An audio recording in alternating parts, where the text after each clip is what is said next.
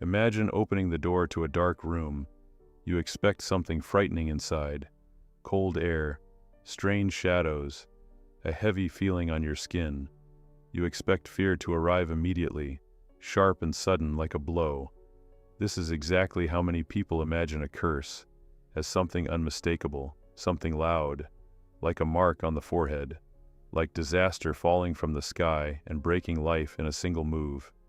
Images appear instantly in the mind, dark rituals, candles, ominous words, eyes staring too intensely, as if a curse must always be theatrical, as if it arrives wrapped in drama and lightning, as if there is always a clear culprit who did something on purpose. But reality, if we are honest, almost never looks like that. In real life, a curse rarely resembles a movie. It does not burst into your home with noise. It does not scream. It does not even threaten. It simply becomes the background. Like weather you no longer notice. Like noise outside the window that first irritates you and then fades into habit. A curse can look like the most ordinary life. And that is its greatest trick. Sometimes it does not show itself through obvious catastrophe, but through strange repetition. Through the feeling that you are moving forward, trying, doing everything right, yet every time something collapses at the very last moment.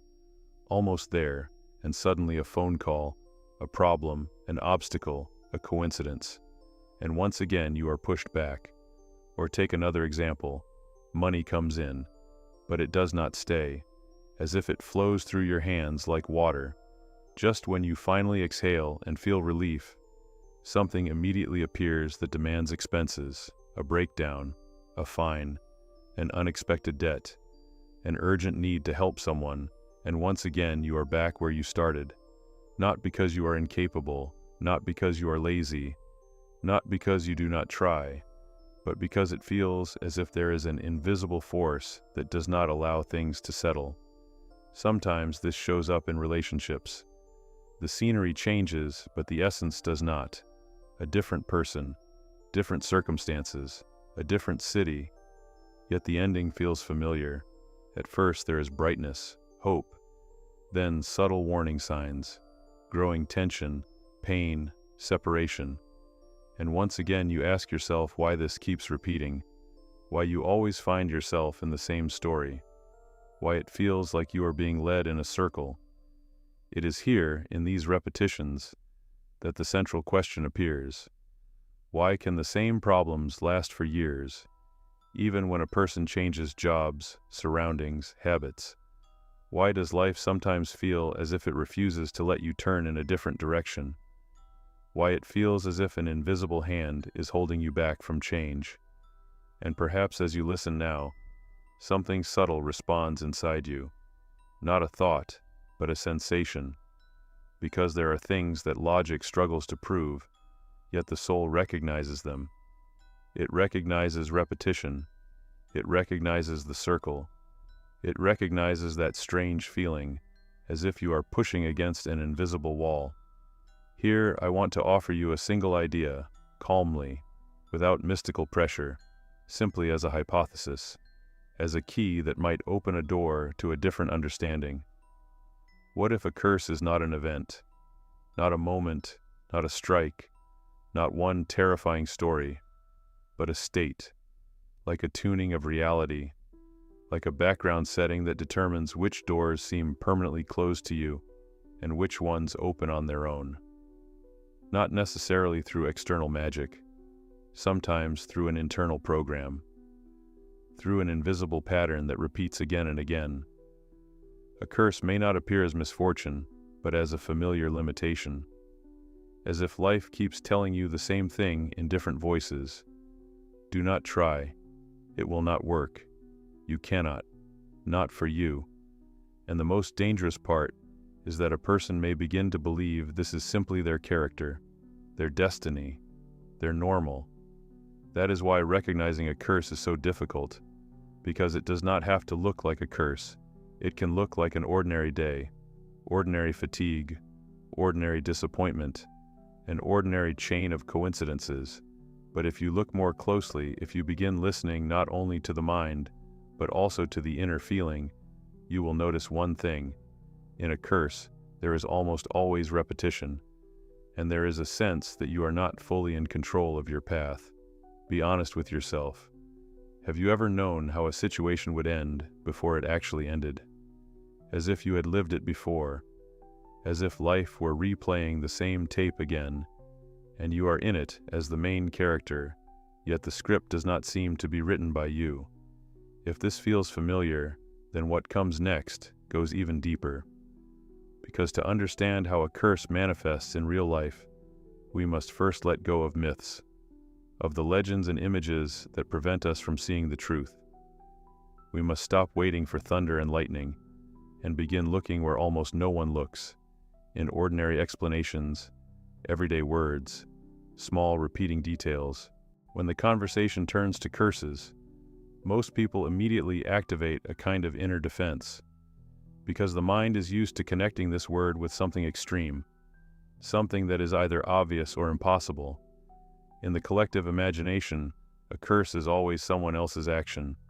Someone envied you, someone got angry, someone acted deliberately, spoke certain words, performed a ritual, left a mark. This way of thinking is convenient, because it instantly moves the source of the problem outside yourself. If a curse is always someone else's will, then I am a victim. Then it simply happened to me. Then it has nothing to do with my inner life, with my decisions, with my feelings, with my history.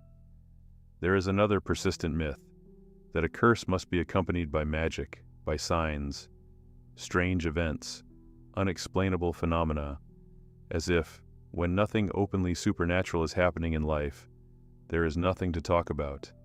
Everything must be fine, just difficulties, just coincidences, just a hard period. And there is a third myth, a very dangerous one. If a curse exists, it should be easy to notice. It must be obvious, dramatic, like a black mark, like a sudden collapse, like something impossible to ignore.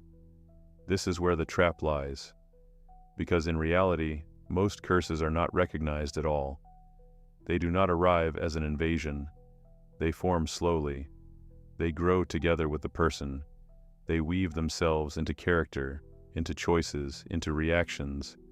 They disguise themselves as destiny, as life circumstances, as coincidences, as familiar explanations. A person tells themselves, I am just unlucky, and it sounds reasonable, even logical, because there really are periods when everything goes wrong. But when it is not a period, but years, when it is not a wave, but a background, then it is no longer just bad luck. Another person says, this is how it is in our family, and that also sounds convincing, because you can truly see similar scenarios repeating through parents, grandparents, generations, illness, divorce, loss, fear. But instead of asking why, an excuse appears. It has always been this way, so this is how it should be. Someone else sighs and says, that is just life. And there is a lot of exhaustion in that phrase, a lot of acceptance, and at the same time a refusal to search. Because if it is just life, then nothing can be changed.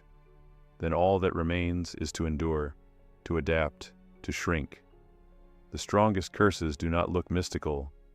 There is no smoke in them, no spells, no sense of miracle. They look familiar, they sound like ordinary thoughts. They hide in everyday phrases. They live in automatic reactions. A person may sincerely believe they are realistic, that they simply see the world clearly, that they are not building illusions, while in truth, they are living inside a limiting script that was never questioned. And this is where it becomes important to pause and ask yourself an honest question. If a curse does not necessarily come from outside, if it is not always connected to magic, if it does not always stand out clearly, then how does it actually show itself? How can it be seen not in legends but in real life, not in other people's stories but in your own? If you try to see a curse not as an abstract idea but as a living process, one thing becomes clear very quickly. It almost never appears as a single strike.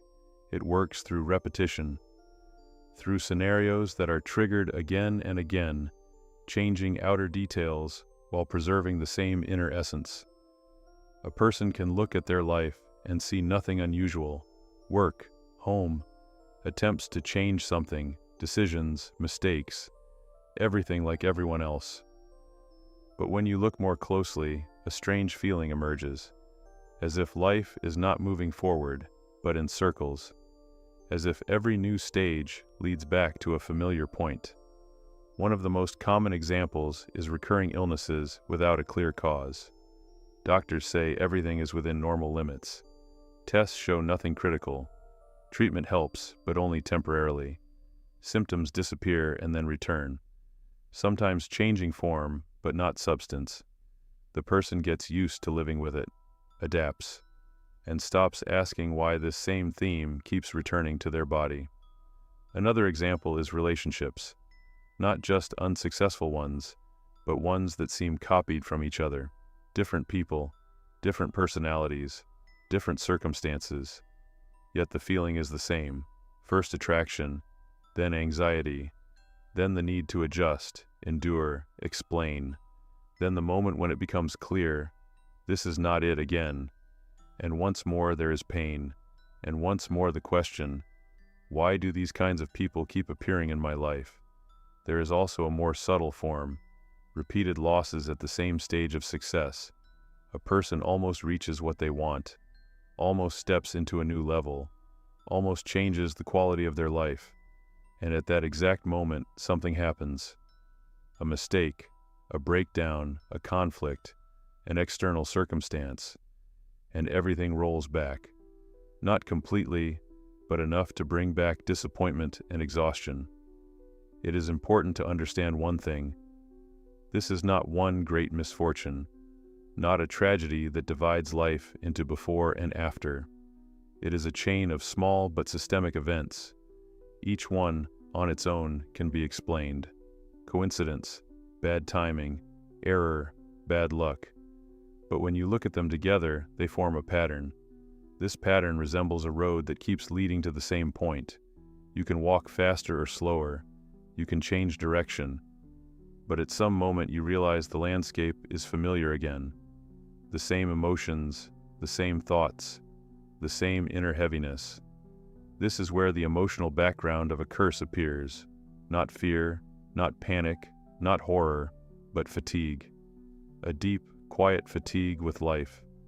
A sense that you are always rowing against the current. That any change requires too much effort. That joy is always temporary. And tension is constant. Sometimes a person cannot even put into words what is wrong. They simply feel that something inside is broken or constricted, that they are not living at full depth. That part of their destiny is somehow inaccessible, and this feeling can last for years, becoming a familiar background. A curse rarely shouts, it whispers. It does not frighten, it wears you down. It does not destroy immediately, it drains slowly. And this is why a person can live for a long time without realizing they are inside a limiting script.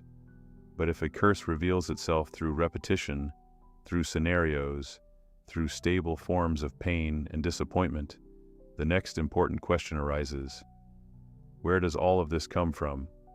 Why can the same pattern follow a person for so long? And why does it sometimes feel as if it was not created in this lifetime? To move closer to the answer, we need to look at the sources, not superficially, but deeper, because a curse almost never emerges from nothing. When a person begins to notice repeating scenarios in their life, a question almost always arises. Why me? Why did this start? Where is the point of origin?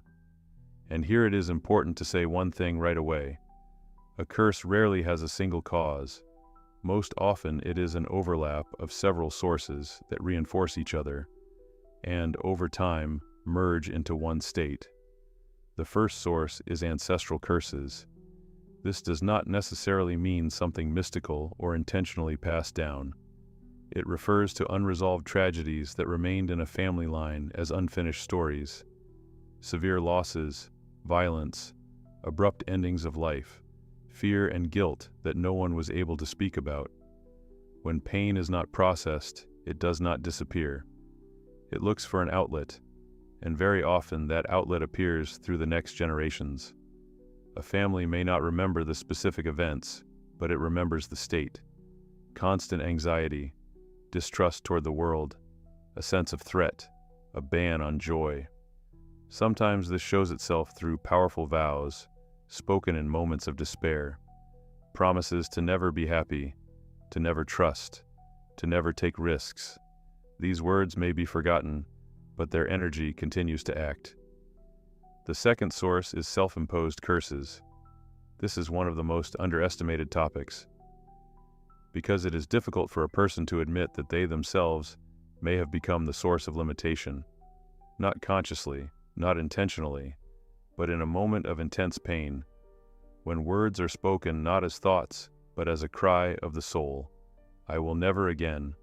This always happens to me. I am not allowed. Phrases repeated over years gradually turn into internal laws. They form prohibitions. They create boundaries within which a person lives without even questioning them. Sometimes these are promises made to oneself in moments of loss, humiliation, or betrayal. Promises that once helped a person survive, but over time turned into a prison. The third source is situational curses. A powerful emotional shock can leave an imprint that changes how reality is perceived. The loss of someone close, the sudden collapse of hope, humiliation, betrayal. In such moments, the world seems to split open. And if there was no support at that time, if the pain had to be carried alone, a stable state of expectation can form inside. A person begins to live as if the blow is bound to repeat. They tense up in advance. They do not trust. They hold themselves back. And life, strangely enough, begins to confirm this expectation. Not because someone is punishing them, but because the inner state attracts certain scenarios. And here the key idea appears. A curse is not born from words, not from rituals, not from external actions. It is born from a state, from an inner position, from a deep felt sense of the world and of oneself within it. This state becomes fixed, it becomes familiar, and it begins to determine choices, reactions, and paths. This is exactly why a curse is so difficult to notice. It does not feel foreign, it feels like part of you, like your character, like caution, like life experience. And a person may even defend it, without realizing they are defending their own limitation. But if a curse becomes a state, if it penetrates the personality, the next question arises. Why is it so hard to recognize even when it has been running life for a long time? Why can a person live inside this scenario for years and consider it normal? To understand this, we need to look not at events, but at perception. The most difficult part of the topic of curses is that at a certain point they stop feeling like something external. They become part of the personality, part of character, part of the way of thinking, part of who a person believes they are. And this is exactly what makes them almost invisible. If a person grows up inside a particular state, they do not know that life can be different.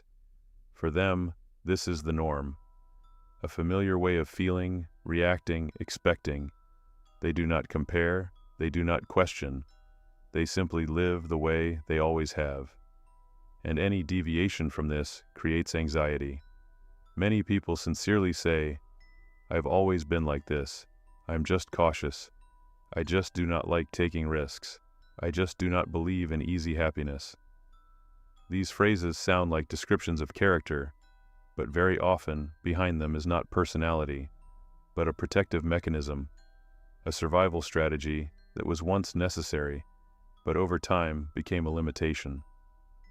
Another reason curses are so hard to recognize is the mind. It is very good at explaining what is happening through logic. It finds reasons, justifications, rational versions. It did not work out. It was not the right time. It did not happen. It was not meant to be. It repeated, that is just a pattern. And the mind is not an enemy here. It is simply trying to preserve a sense of control. The soul feels differently.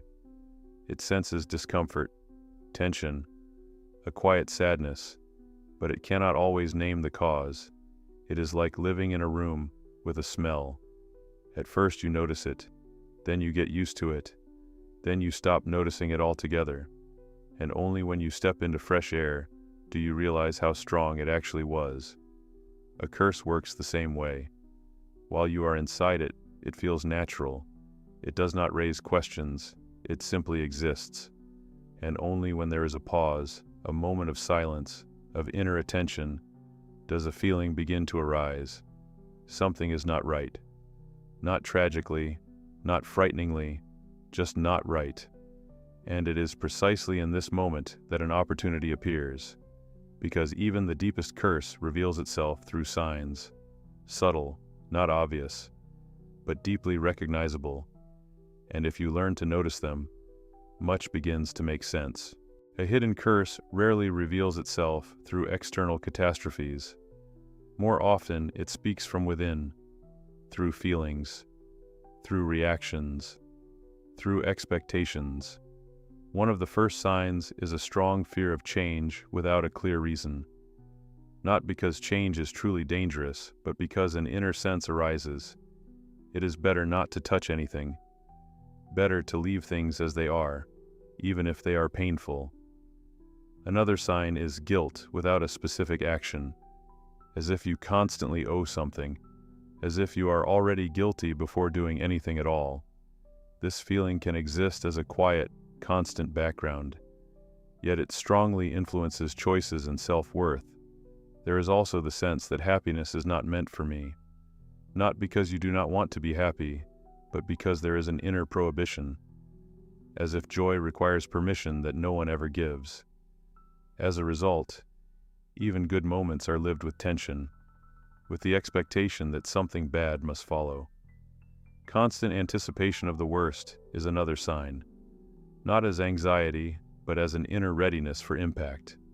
A person may smile, make plans, move forward, but somewhere deep inside, they are already prepared for disappointment, as if life cannot be stable, as if calm is temporary by default. And finally, subconscious self-sabotage. When a person puts obstacles in their own path, delays, breaks down at crucial moments, chooses the wrong thing again and again, not because they want to, but because it feels like they cannot do otherwise. This is especially painful to recognize, but it is often here that an important key is hidden. It is important to understand this. No single sign points to a curse. What matters is their combination, their repetition, their persistence over time. That is why many people, when listening to descriptions like these, suddenly recognize themselves, not through fear, but through a quiet inner recognition. And then the main question arises: if this is a state, if it is not a sentence, if it is not an external force, is it possible to step out of it? When a person first allows the thought that their life may be shaped not only by circumstances but also by an inner state, both hope and fear appear at the same time. Because to accept this means to stop being completely powerless, and that brings responsibility. This is exactly why many people intuitively avoid this step. It is important to be honest right away. This is not about miraculous liberation, not about a sudden break in destiny, not about magical actions that erase the past. The way out of a cursed state begins much more quietly. It begins at the moment when a person stops fully identifying with what is happening to them. Awareness is the first and most important step, not analysis, not searching for someone to blame, but a simple inner acknowledgement. Maybe this is not my essence. Maybe this is a state I'm living in. And as soon as this thought appears, a small distance forms between the person and their familiar script. A curse loses its power when it is no longer considered normal. When phrases that once sounded like truth begin to raise doubt. When a person catches an automatic reaction and for the first time, does not follow it. Not because they forced themselves, but because they noticed it. This is not about fighting. Struggle only strengthens old patterns. This is about the return of choice, about the ability to pause, even for a moment, and not repeat what has been repeated for years. Sometimes one such moment is enough for the chain to begin weakening. Not everything in life needs to be fixed. Not everything requires effort and tension. Sometimes it is enough to stop living from old pain, to stop proving something, to stop punishing yourself for what once did not work out. This is not a fast path, but it is a real one, and it always begins inside. And it is here that it becomes important to say something that is usually left unspoken. A curse does not always arrive to destroy. Sometimes it comes to remind of what was pushed aside, not lived through, not accepted. It is like a recurring dream that returns again and again until its meaning is understood. What repeats itself in life rarely does so by accident. Repetition is a language, a way for the soul to speak about something important, not to punish, but to be heard. And as long as this language is ignored, the scenario continues. Perhaps in this story, you recognize something of your own. Maybe not events, but sensations. And that is enough. Because recognition always comes before change. There is no need to decide anything right away. No need to draw conclusions. It is enough to allow yourself to see. As long as a story is not recognized, it governs. It shapes choices, fears, expectations. But when it is named, when it is looked at without denial and without struggle, space appears. And in that space, the possibility arises to live not in a circle, but truly. Freedom does not begin with victory over something, but with understanding. And sometimes that understanding alone is enough for the road to turn in a different direction for the first time in a long while.